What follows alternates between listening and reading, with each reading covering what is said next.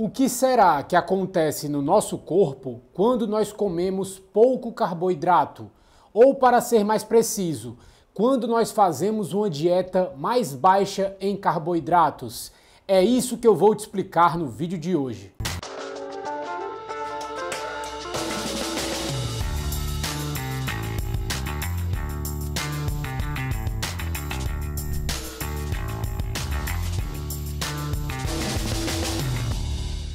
Oi, tudo bem? Se você não me conhece ainda, eu me chamo Bruno Shoa, eu sou nutricionista e também um especialista em ciência nutricional, a ciência aplicada para a sua saúde, emagrecimento e boa forma. E no vídeo de hoje eu vou te explicar quais são os processos biológicos que acontecem no nosso corpo quando nós comemos pouco carboidrato ou quando nós utilizamos uma dieta baixa em carboidrato por um período específico para poder atingir um objetivo específico, como o emagrecimento. Mas antes de dar início a esse vídeo, eu já vou te pedindo para deixar o seu like, se inscrever no canal e ativar o sininho para sempre que saírem vídeos novos, você ficar sabendo. E também, quando você faz isso, me ajuda muito a levar essa informação ao máximo de pessoas possíveis, além de me motivar bastante a trazer mais conteúdos aqui para o canal. As dietas mais baixas em carboidratos são muito conhecidas por nos fazerem perder muito peso de uma forma muito rápida. Mas o que será que acontece no nosso corpo para que essa perda de peso ocorra? E primeiro, nós temos que compreender que o nosso organismo armazena energia de duas formas principais: na forma de glicogênio e na forma de gordura. O glicogênio é armazenado principalmente nos nossos músculos, mas também existe glicogênio armazenado no nosso fígado. O glicogênio é uma espécie de energia de rápida utilização, que o seu corpo pode recorrer caso seja necessário. Por exemplo, se você está na academia treinando, você está gastando todo o seu glicogênio muscular para poder fazer aquele treino. E antes do seu corpo começar a utilizar a energia armazenada na forma de gordura, ele precisa primeiro gastar boa parte dessa energia na forma de glicogênio nos músculos e no fígado. Os pesquisadores Jeff Volek e o Dr. Stephen Phinney, autores do livro The Art and Science of Low Carbohydrate Performance, estimam que as reservas de glicogênio em uma pessoa comum chegam a algo entre 400 e 500 gramas, dos quais 100 gramas ficam armazenados no fígado. E isso se traduz em 1.600 a 2.000 calorias na forma de glicogênio que o nosso corpo pode utilizar como energia. Porém, se você tiver muita massa muscular e uma alimentação alta em carboidratos, a sua reserva de glicogênio pode ser até maior do que isso. E cada grama de glicogênio é armazenada no corpo junto de 3 a 4 gramas de água. Então, quando você está utilizando sua reserva de glicogênio, o peso que você perde, em parte, também é de água. E eu estou falando bastante do glicogênio porque o nosso corpo consegue reabastecer os estoques de glicogênio do organismo com glicose, que vem do consumo dos carboidratos. Quando você consome algum carboidrato, a glicose no seu sangue, que também é conhecido como açúcar no sangue, vai aumentar. Só que açúcar demais no seu sangue é tóxico para o seu corpo. Então, o seu organismo tem que jogar esse açúcar em excesso para algum canto. Parte desse açúcar vai ser transformado em glicogênio e vai ser armazenado nos seus músculos e no seu fígado. E todo o excesso de açúcar no sangue que não puder virar glicogênio vai acabar virando gordura. Dessa forma, se você come carboidratos várias vezes ao dia em grandes quantidades, você sempre está fornecendo uma grande quantidade de glicose para o seu sangue, de açúcar para o seu sangue, e essa glicose em alta quantidade no sangue, em parte vai virar energia imediata, outra parte vai virar glicogênio, enchendo suas reservas de glicogênio, e tudo que não for usado como energia imediata e nem puder virar glicogênio, vai acabar virando gordura. E algumas pessoas afirmam por aí que a perda de peso que você tem quando faz uma dieta baixa em carboidratos é perda de peso em água. E em parte isso é verdade, porque parte do peso vem do glicogênio que está sendo depletado no seu organismo, e lembrando do que eu falei mais cedo, o glicogênio é armazenado junto com água. Se você está gastando suas reservas de glicogênio, você também está eliminando água junto. E também você acaba perdendo água porque a sua retenção hídrica, aquela água que fica retida no seu corpo, aquela retenção, vai toda embora. Então sim, parte da perda de peso é em água. Porém, essa perda de peso em água é mais no início da alimentação, na primeira semana, dos primeiros 7 a 14 dias. Após isso, toda a perda ou grande parte da perda de peso é de gordura. Porém, para fazer o seu corpo começar a queimar gordura de forma mais eficiente, não basta gastar as reservas de glicogênio do seu músculo e do seu fígado. Você também precisa manter os níveis de glicose no seu sangue baixos para que o seu corpo comece a secretar alguns hormônios para retirar a glicose da célula e jogar para o sangue, ativando assim a queima de gordura. O nosso organismo sempre tenta manter os níveis de glicose no nosso sangue, os níveis de açúcar no nosso sangue, equilibrados em níveis saudáveis.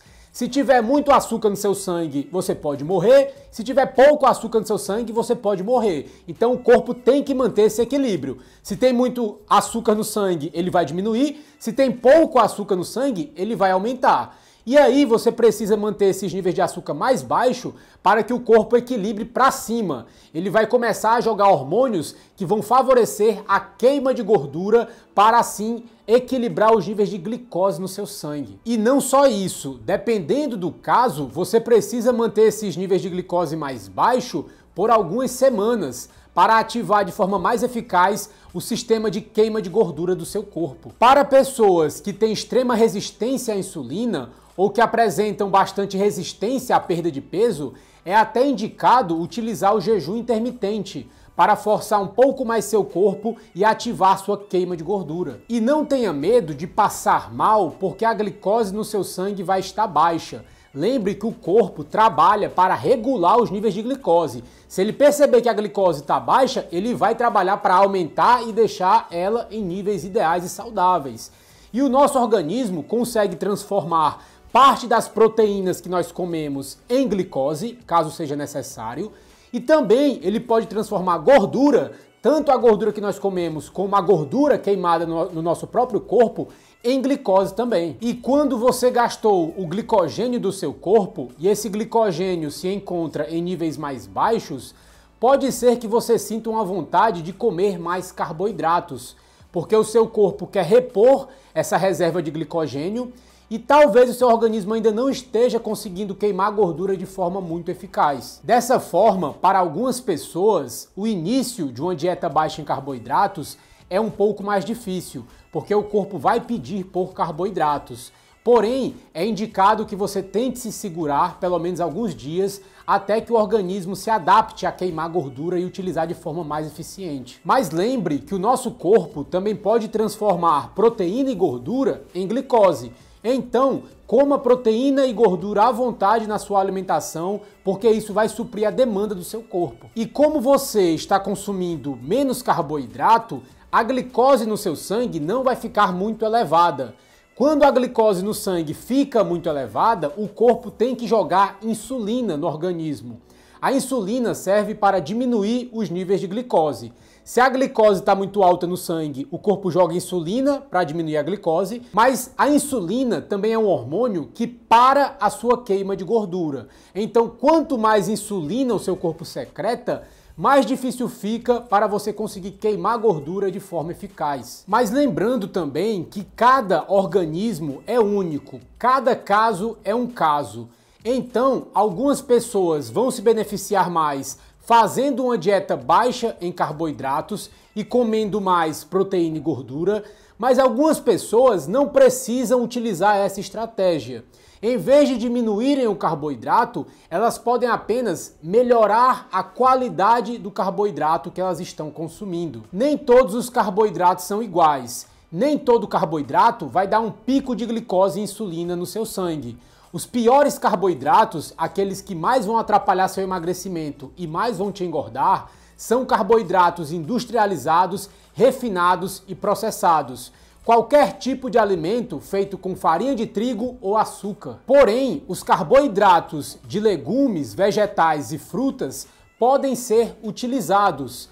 Mas, lembrando do que eu falei mais cedo, para algumas pessoas que são extremamente resistentes à insulina ou têm muita resistência à perda de peso, até esses carboidratos saudáveis e naturais, como frutas e legumes, podem não estar ajudando nesse momento.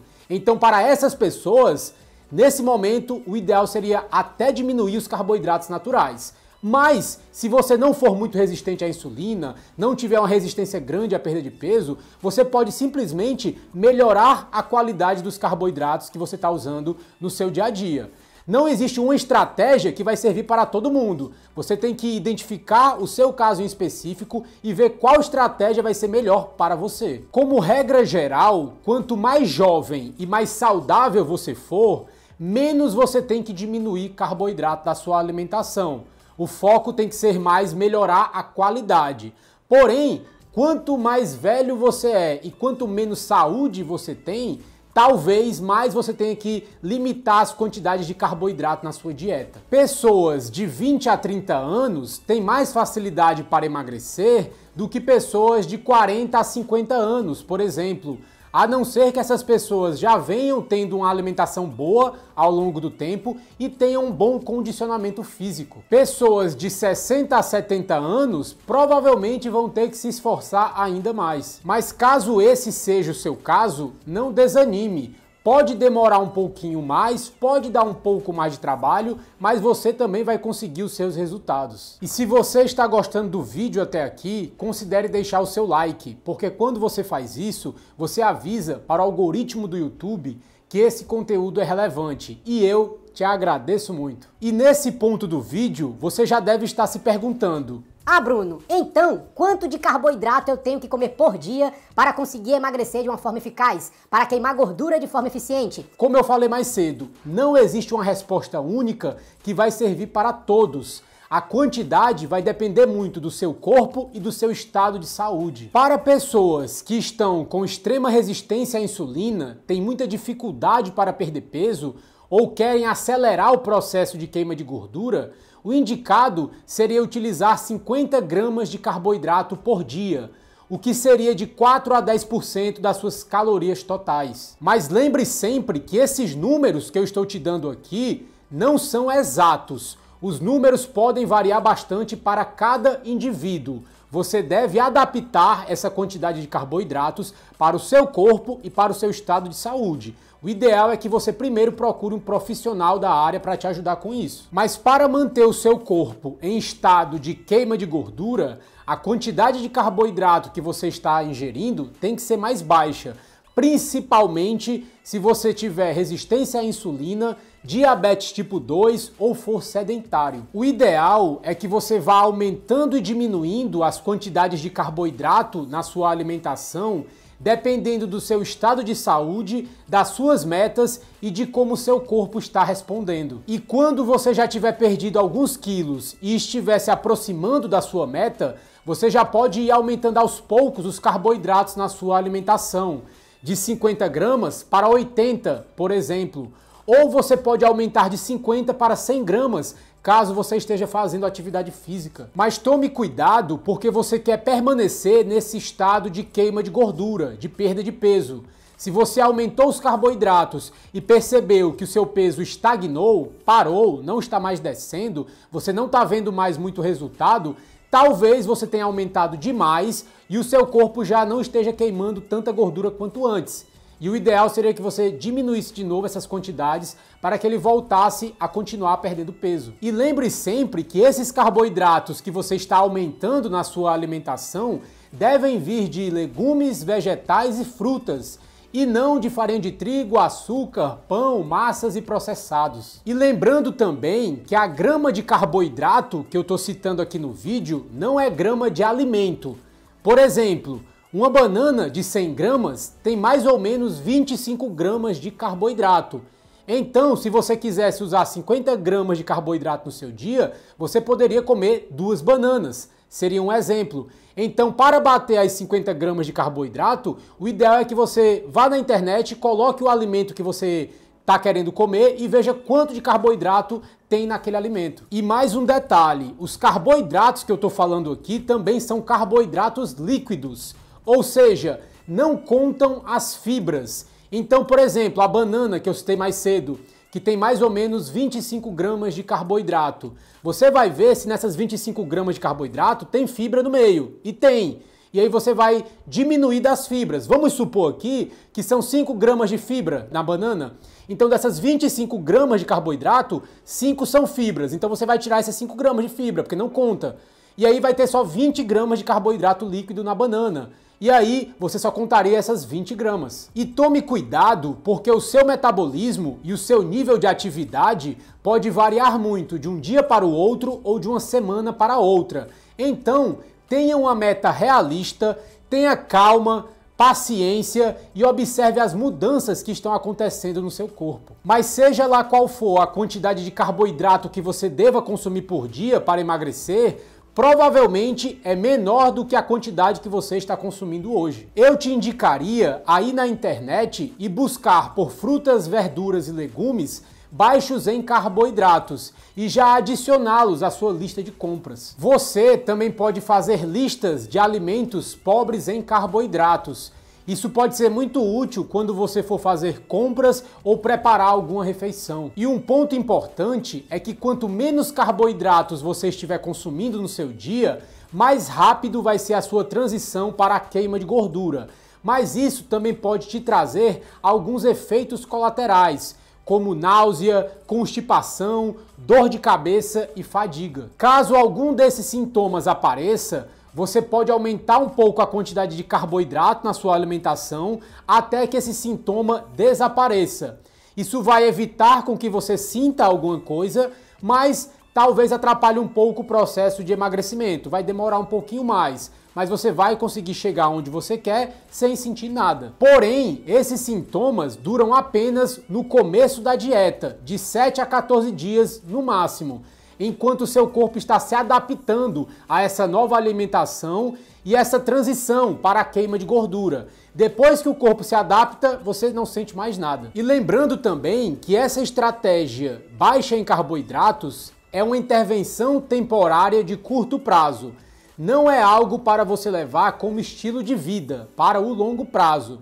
Você está fazendo ela provavelmente porque você está querendo reduzir seu peso ou melhorar de alguma forma a sua saúde, diminuir resistência à insulina, seja lá qual for o motivo. Mas depois que esse objetivo é alcançado, você já aumenta novamente o carboidrato na sua alimentação. Porque o carboidrato é uma fonte de energia rápida para o nosso corpo. O nosso organismo consegue transformar proteína e gordura em glicose, como eu falei mais cedo, mas isso dá mais trabalho, demanda mais esforço. Nós acabamos estressando mais o nosso corpo utilizando dessa estratégia.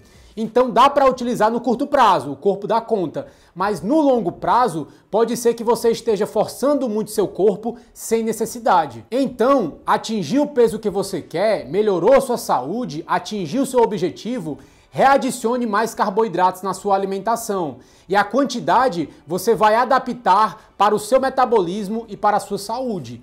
Algumas pessoas vão ter que manter um nível mais baixo de carboidrato, como por exemplo, pessoas que têm diabetes tipo 2, que têm mais dificuldade para controlar o açúcar no sangue, mas pessoas saudáveis já vão poder comer carboidratos mais à vontade, desde que sejam carboidratos naturais, frutas, legumes e verduras. Esses carboidratos naturais são uma fonte de energia rápida e limpa para o seu corpo, fazendo com que o organismo não se sobrecarregue para ficar sempre produzindo a própria glicose.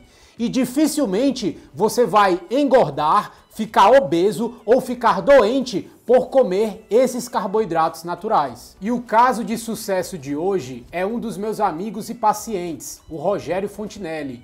Ele mandou uma foto aqui no grupo e falou que eu estou devendo uma calça para ele. Ele diz que já conseguiu perder 20 quilos e agora fica oscilando entre 68 e 70 quilos. É isso que acontece quando você utiliza o melhor que a ciência nutricional tem a te oferecer para a sua saúde, emagrecimento e boa forma. Valeu, Rogério, parabéns! Bem, pessoal, mas por enquanto é isso. Eu espero que esse vídeo tenha te ajudado de alguma forma. tenha tirado seu medo de testar uma dieta baixa em carboidrato, tenha feito você observar que uma dieta baixa em carboidrato não é para a vida toda, é uma estratégia de curto prazo, que nós podemos controlar ali de uma forma bem saudável. Então, dá para utilizar de várias formas, certo? Tem vários jeitos de utilizar uma dieta baixa em carboidrato. Eu espero que eu possa ter tirado alguma dessas dúvidas, esclarecido várias dessas dúvidas que vocês possam ter sobre esse tipo de dieta. Mas por enquanto é isso. Se ficou alguma dúvida, deixa aqui nos comentários, eu sempre vou estar lendo e respondendo. E deixa aí seu like se você gostou do vídeo e eu consegui te ajudar de alguma forma. O vídeo vai ficando por aqui, a gente se vê em um próximo vídeo. Um abraço e tchau!